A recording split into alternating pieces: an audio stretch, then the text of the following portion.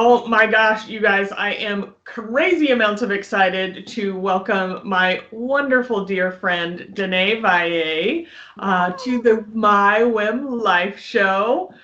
We met several years ago in what started out kind of as a business mastermind group and definitely turned into something that was super heart-centered and really bonded that group of us together forever. I don't think any of us will be the same after our joining in Zenas. Yeah, it's been magical. The best Yeah, relationships ever. absolutely. So, Danae, tell everyone a little bit about who you are. Hmm. Well, let's see. I have quite the fun variety in my life right now. I this year has been like I kind of funny. I turned 50 and all kinds of things happened. So I have been a business owner. I've been a hairstylist for 33 years now, and I have a small salon. I've been everything from a small little chair in my home to a huge salon. At one point, I had 23 stylists. Right now, I have a salon in Meridian that I have five girls that work with me, and it's more of a mentoring salon. So they're all hairstylists, and when they work with me, they work in assisting me, but they also have their own clients. So it's a different setup.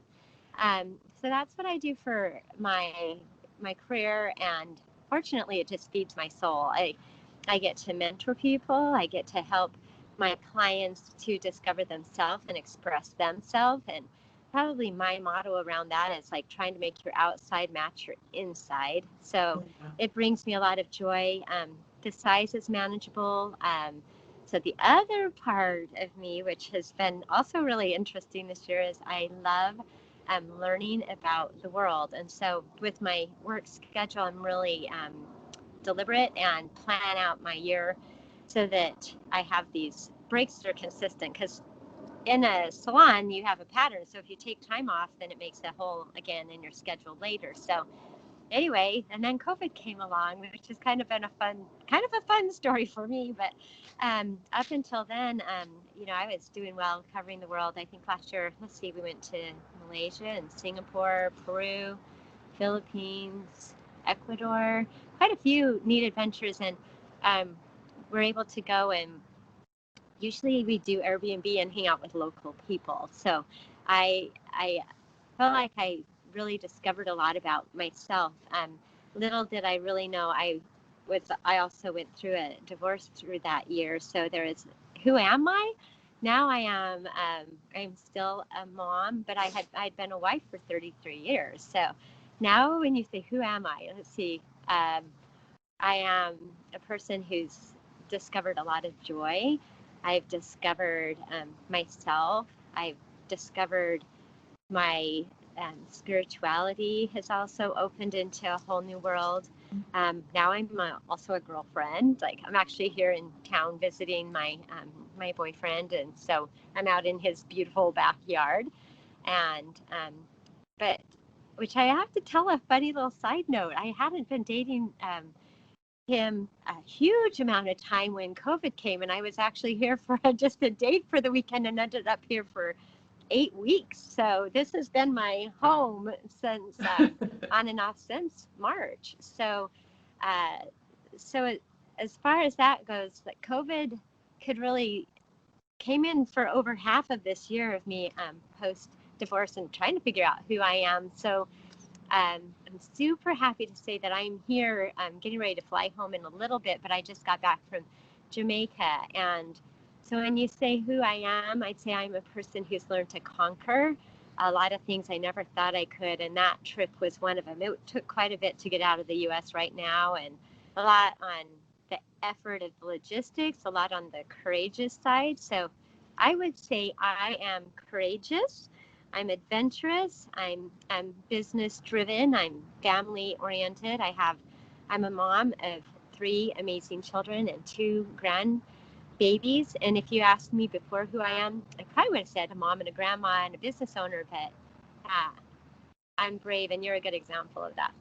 Oh, I love that description. I think we do get really attached to the titles that we have, or that either we've labeled ourselves or others have labeled us. And I love that you are really thinking about the values that you hold, as well as the strengths that you carry with you as part of who you are. I love that. So I know you talked a little bit about your salon, and I really want you to expand more on the mentorship of how you've got your setup done. That's different than anything that I've ever seen. And it's so powerful, not only for yourself, but for everyone, that you have the ability to mentor and move through that process so that you're teaching them to be better. Yes. So I did hair, when I first started doing hair, I was in a salon and it was so intimidating. You know, if you didn't know the answers or how to do it, I felt just stupid. I Yeah. hate that word, and I didn't feel like there was anyone to really lean on or ask questions. Had a couple people who I pretty much just tried to watch them. And I ended up doing more nails than hair, because hair, there's so much to learn. And I was really good at nails and built up a good clientele. So about 7 years into doing hair, I was, well, there's a lot that happened in between then. But, I had one little, I had a I worked in that salon and then a bigger salon, and then we moved to California, and I had the chance to work with a really good stylist who inspired me. And this is in the olden days, so I'd get little mail packets. I'd open my manila envelope and read, before Pinterest and Skype and internet. So I'd open my little packages and read her formulas. So she was the first person who just inspired me on a really big level. And so I had moved back to Idaho and remodeled my first house, which is kind of a whole new part of my other part of my life. I've remodeled a ton of homes. So I turned this little salon, this little back, I don't know, it was a 1920 house, so a little back porch into a salon. And I started realizing how little I really did know. And I think that's a funny point in our lives as parents or whatever. You go, whoa, I've been doing this, and I didn't realize how much more there was to know. Yeah. And so I had the chance to go with a friend of mine to a big hair show in Las Vegas, and it was an international show. And that was a big turning point for me. So I went there and I saw these things they were doing, and I went, oh my word, there's so much more. So that put me onto a path that took me to, I started going back to New York to, it's called the Redken Exchange. And that's where I took classes like super intense, like cut and Noai, color Noai, and breaking down chemistry and corrective things. And you're with just the top people in the industry. And back then, I was fortunate to be with who are now the leaders in our industry and to be good friends with them. So one of the guys is like Sam Villa, Philip Wilson. They're just industry changers, and those were the people I was fortunate to rub shoulders with. Another guy, Patrick McIver, him and I went on to be educators together. I did all the color for all the traveling shows and worked with him, and those relationships are still so powerful. And they I want to touch upon the self-growth that brought me to, but that gave me this amazing mentorship on the skills of my hair. And so later, when I was back in New York, fast forward about 15 years ago, I was getting ready to kind of expand. At this point, Victor, who is he's my ex-husband, but he and I are still in business together. He had gone to school to do hair. My son had gone to school, and we had moved about 5 times to home salons that were bigger and bigger and bigger. At this point, we had 6 chairs in our home salon, and it just wasn't even really safe for our neighborhood to have that many cars coming and going. We had, I don't know, probably 25 cars coming and going in the day. And so I was introduced by my good friend in New York to a program called the Summit. And it's a business program. And it is a mentoring program where you have levels that you start with level 1, 2, 3, and 4. And you take on these stylists as associates, and then you grow them into the progression. And I'm happy to say I think I have did the math, about 25 girls that I've trained have actually gone on to open salons. So that makes my heart happy, because the people who mentored me, it's always neat to see that paid forward.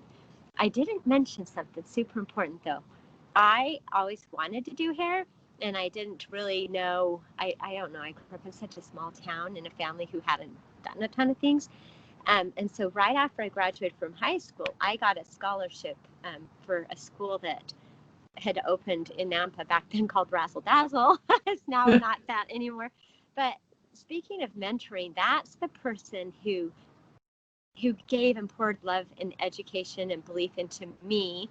And then that went on to my first salon owner, and I'm still friends with all of them.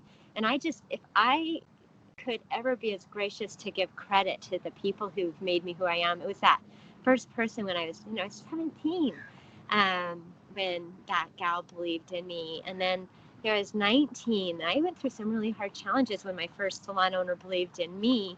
And so it makes me happy to say there's now not just 25 salon owners, but there's also all the lives that are touched by them. So anyway, now in the salon I'm in, the girls that work for me, they'll eventually be the ones that take over. So it's mentoring them with hair, but how to relate with people, how to run business, how to network. And they're like just my family. They mean everything to me. And so when we work together, we do it kind of ebb and flows. We've done this together. I mean, Lindy's been working for me for like 9 years, and they've all been like Tony and Noelle like 6 years, and even Lexi for several years. So I always do the consultation with a client, and I like to have one of the girls with me, because that's a huge part of it. Like, you've got to take what's in your head, what's in their head, somehow pull it all together with whatever the fabric they have and their face shape and their lifestyle and their personality, and come up with this, magical creation. And there's a lot to be said about that. And technically, thanks to all that training, I have tons of technical skills, but you still have to relate. It's like going into the dressing room, I'm sure, and you're like, here's this lady with big hips or no hips, and here's this dress with silk or one with wool. And it's like, that's how it is with hair. It's like trying to take this Pinterest project that somebody worked on for 4 months with 30 hours or more into it with professional photography and makeup, and go, oh honey, you have 4 hairs on your head. And sometimes it might even be, I even had a gal recently, I love her to pieces, but she's just coming off of chemo and just barely has any hair, and she actually brought in a picture of the style she wanted. But it's like, sometimes the disconnection of what's possible is huge, but how to help people emotionally through that. I've worked so much with people who are abused, and when you're in that space with someone, it's like your heart is right at their crown, their head, and there's just so much connection. So when I talk about mentoring with my stylists, to me it's a much bigger thing than just the actual hair part. Yeah, absolutely. Yeah, I think that there's definitely, and I think that's true almost in any business. Like, there is a lot more to, run a plumbing business than just unplugging a toilet. Like, there are marketing things and business things, and you have to network and create relationships for those long-term referrals. And I think that that's the way that it is in any business. You have to build the relationships and do the business piece of it, for sure. So I love that you're not only invested in that, but you're teaching that to others so that they can continue down their part of the journey. Yeah. I often think you need to be like it'd be great to have it'd be great for social workers to be able to be hairdressers. It'd be nice for hairdressers to have the psychology and that, but I love people. And so it's such a neat career for me, because I get to take my love for people, relationships, and I didn't quite go into there. So when I met these people in New York, and Mincy and Mary. They lived there during 9/11, and we were good friends. We met actually, my first time to New York was 1 month after 9/11.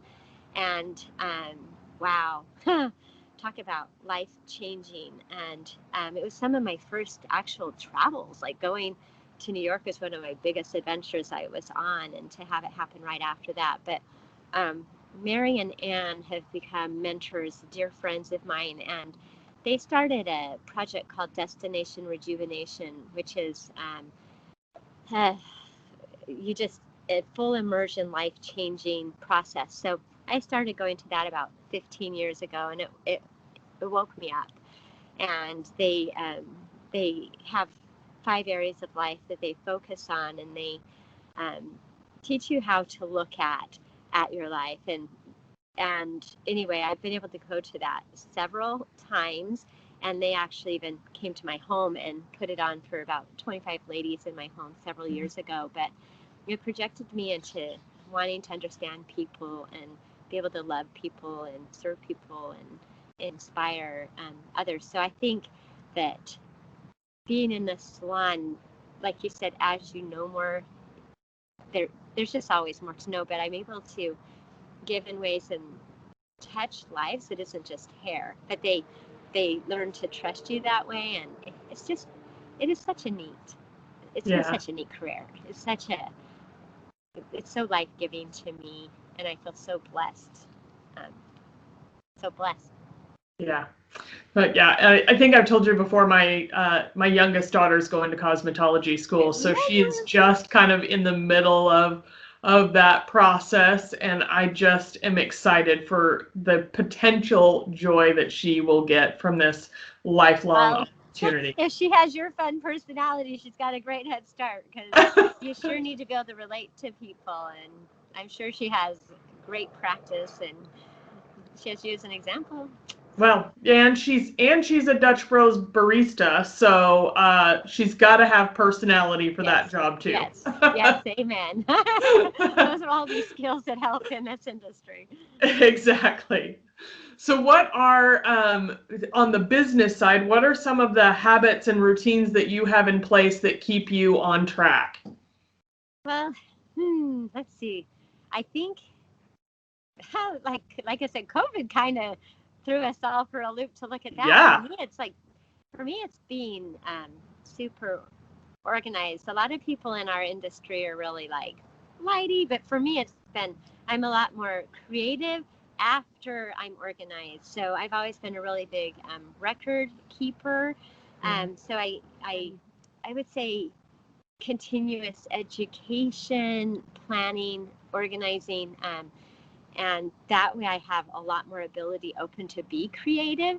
And like I've had a lot of systems in the past. We've done tons of there's so much.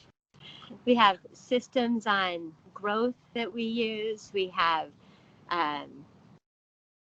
like from the real, there's like how many clients they should be seeing in a day. At the point I'm in right now, we're not doing that so much, but as I've used the level systems, it's like, this is how many haircuts, how many colors, how many rebooked clients you need. We really focus though still on rebooking our clients. And but once again, when COVID came, it was like, we didn't even know if we'd work tomorrow. We were closed 12 weeks altogether. So right now I'm thrilled because we have a schedule in again. So we're able to do it. But man, it was weird not to look forward and see that. But for us, my number one thing I would say it's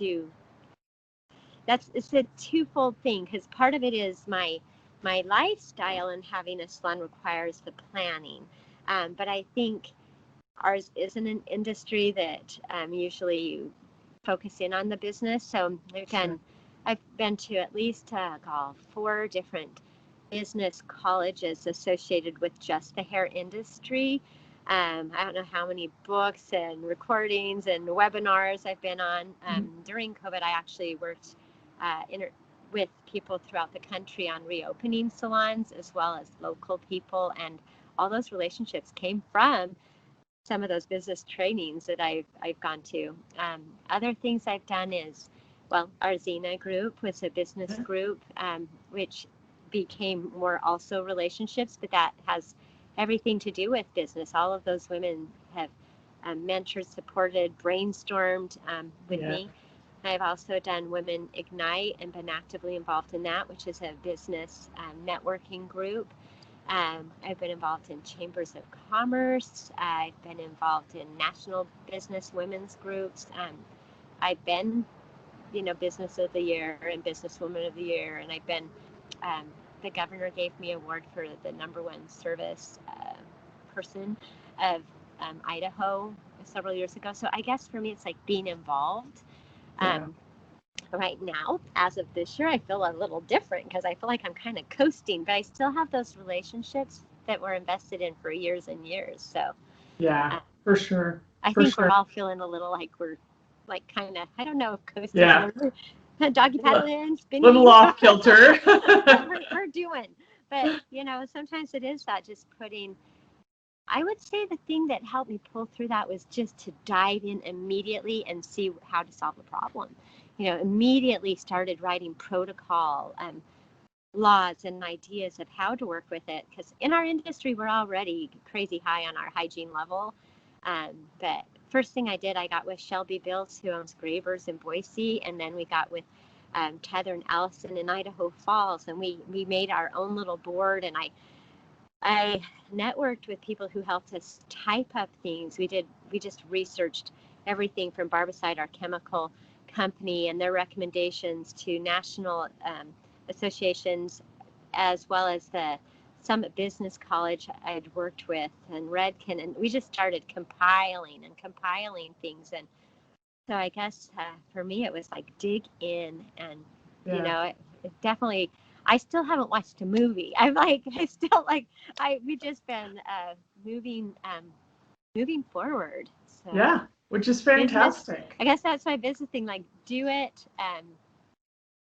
And I tend to want to have things really lined up and perfect, but as long as I have some good structure in place, then it is easier to ebb and flow on the rest of it. For sure. So I know what some of your non-negotiables are, things that you have learned over time. You're like, I have to have some of this in my life or I lose my mind. Like, what are some of those? Well, I don't know if everybody knows. I'm really big on self-care. So I go like my normal schedule. I'm up by 4:30 or 5 usually in the morning, and I go hard till I drop in bed. And I do have a hard time sleeping. My mind's just always thinking of things. So some of my non-negotiables are golf, just some downtime. I love getting a massage or a little power nap in and things like that. It helps me have energy to give back. But I love my outdoor time is non-negotiable, like hiking, just some of that personal time. But travel has been my fuel. It's not just, it's like the adventure, like this thing we just went on this trip to, it was completely not something you would do it, but I would say you're one of the only few people that pass the test, because it was like we were in Florida the night before still without permission, but we're flying standby. We have all these little very riding by the seat of our pants, and that is funny because one of my non-negotiables is I need to plan. So this is an area where I step out of the plan. So we got permission like 6 hours before we got on the plane, and then we got there and had some really crazy things with Airbnbs, and we're like packing up our suitcase and moving and ebbing and flowing left and right. So I guess that I need structure, but I also need adventure. Adventure is huge. Balancing out time with my family means so much to me. And between divorce, right after my divorce, I had a flood my entire house, upstairs and downstairs, my ceilings, my floor. So not only was I recouping from divorce, now I didn't have a place, that's emotional for me, to have my family come over. I literally lived in my bedroom. The rest of my house was no floors, no ceilings, plastic wrap. And so that was huge to me. I'd been my full-time thing had been being a grandma, and I had a grandbaby born that same week. And Oh, so I got to get to some real core. And then just 2 months after that, the world was shutting down, and I didn't know COVID, what was going to happen, but I was supposed to actually be in China, and managed to sneak to Ecuador, even though the world was locking down. But during that time, my house, like the week I was in Ecuador, I was getting my last of my floors put in, my painting, and I was my own contractor, so I'm like, have this going on and still kind of in Ecuador, but it that balance is still being able to hang on to that non-negotiable adventure, even though everything else was really kind of stinky. yeah. So I guess this year, yeah, I had divorce, flood, COVID, salon lockdown for 12 weeks, but we finding ways to find joy, the things that just spark joy. Some of those are, yeah, I love to dance, and during all this lockdown, my boyfriend Dave, we have our own dances. I love to garden. That's being out in outdoors is huge. So my non-negotiables would, I've rambled a lot, but would be just finding the things that bring joy. Huge for me this year has been finding what I truly believe in and standing up for that. So spiritually, I went through kind of some real disconnection, and then I've come back even stronger in my beliefs and my connection to God. I'm not a hyper religious person, but following my truth is non-negotiable, whether it's spiritual or in my life decisions or with my family. And I've had like life changing. I recently, this is kind of real personal, but I was supposed to go in for surgery, and I couldn't even sleep. I just felt so ill about it, and I ended up going in for the surgery, and the complications that happened, it would have literally cost my life if the doctor and I hadn't had one last visit. But non-negotiable for me is listening to those promptings, and Yeah. and I've had a really good year to practice that. And I love that. It's like when you get the opportunity to practice patience. You're like, I thought I had learned it, but apparently I'm still being tested. So one more try. yeah, and just I think in my testing my faith, man, Yeah. and trusting and believing that it's going to be okay. And we're all Yeah. dealing with that. But I will say this year has been in the max level of all the things that matter to me. Because like I said, if you asked me who I would have been a wife, a mom, and now, especially with that time of lockdown, and then I would have never really have left state during that, but I couldn't even be with my family. So it's been a real opportunity just to really redefine who I am without all the same rules. So even though it took out some security, it broke down a lot of barriers that Yeah. so non-negotiable, being who I am. Awesome. That's so awesome. So for any entrepreneurs out there, most of them are that watch this are typically startup. So what is one piece of advice that you would give them as they start their journey? A mentor. Get a If you can mentor. get, if it's not a mentor, if you can get a mentor group, like a business networking group, that are of different skill strengths. Yes. People who can tap in on, I love our strength finders. And it's funny because mine are all like responsibility, achiever, which is funny. It's not at all what you think of as a hairdresser. But I think that being a creative stylist was a great talent, but having that solid drive to work hard. So if you're needing people to help you out with the financial part, or get in a networking group, and in that case get a really good accountant and financial planner, but be in a group of people that have different strengths than you, and that can that you meet often with. And like I'm a goal setter. I mean, I actually have my little goal book right here, but have your daily goals, your weekly goals, your monthly, your yearly, and definitely a 5-year and a long-term list. And then within that, within my daily, I have hourly, and our salon, we see a lot of people. On an average, a stylist will see 3, maybe 4 clients on a really good day. We see on the average of 30 clients, about 120 clients a week. We're doing hair, like I said, a lot different. And if anybody ever kind of wanted, I guess this is a group that wants to know, like, we're not doing small numbers of hair, but find somebody else that has the dream and the vision that you want. Not everyone's going to want to work their butt off the way we do, but it works for the people I'm with. My tribe, my salon at work, they're driven in the same way I am. We all have different personalities and different strengths, but we're all driven people and super goal oriented, and they like to know what we've accomplished. So my goal would be, find a mentor that can help you in those ways, but make sure that mentor has in common the same goals and the things that you want to have happen in your life, in your business. I love that. That's so awesome. What is the best way for people to reach you and find out more about your salon? Fastest way to reach us. Although, hey, like, we just closed our salon for 12 days. So we worked like idiots, 5 a.m. till 8 p.m. several days in a row and stuff. So we're either always at work or we're gone. So the best way to really reach us is usually texting the salon number, which is 208-870-7648. Or email is v3hairstudio@gmail.